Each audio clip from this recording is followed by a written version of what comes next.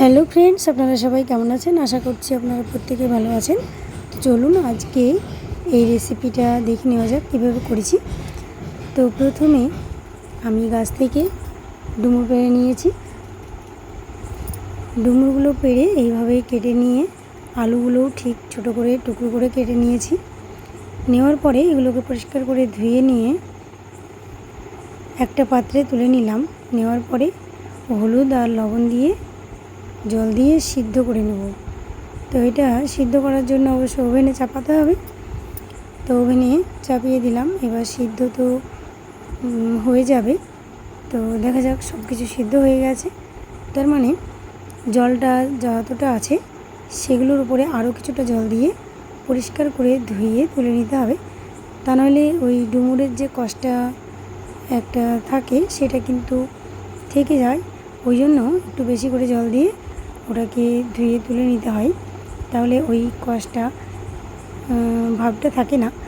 তো যাই হোক, তারপরে আমি কড়াই নিয়েছি। কড়াইতে তেল দিয়ে তেলের সঙ্গে গোটা জিরে ফোড়ন, তারপরে পেঁয়াজ কুচনো, লঙ্কা এগুলোকে দিয়ে একটু লালচে করে ভেজে নিতে হবে।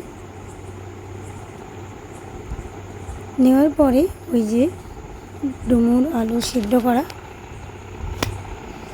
এগুলো দিয়ে বেশ কিছুক্ষণ ভেজে নিতে হবে। তো ভেজে নেওয়ার পরে তারপরে বাকি মশলাগুলো দিতে হবে।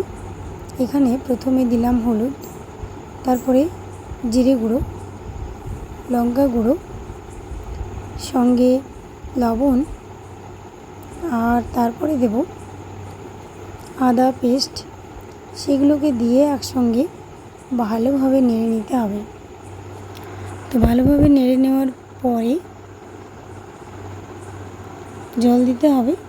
তবে এটা তো সিদ্ধ আগে থেকে হয়েই আছে, ওই জন্য বেশি জল দেওয়ার প্রয়োজন নেই।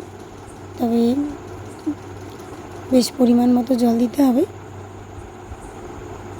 দেওয়ার পরে এটাকে কিছুক্ষণ ফুটিয়ে নামিয়ে ফেলতে হবে।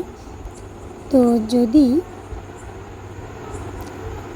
ডুমুর রান্না খেতে কেউ ভালোবাসেন তাহলে অবশ্যই আলু দিয়ে এইরকমভাবে কষা কষা কষা, মানে খুব বেশি ঝোল থাকবে না, হালকা মাখা মাখা মতো যদি করে খান তাহলে কিন্তু ভীষণ ভালো লাগবে।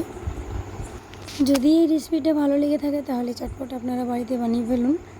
আমাদের তো গাছ আছে, তাই গাছ থেকে পেড়ে করেছি। আপনারা চাইলে যে কোনো জায়গা থেকে জোগাড় করে নিতে পারেন। আর ভালো থাকবেন সবাই। ধন্যবাদ আপনাদের সকল।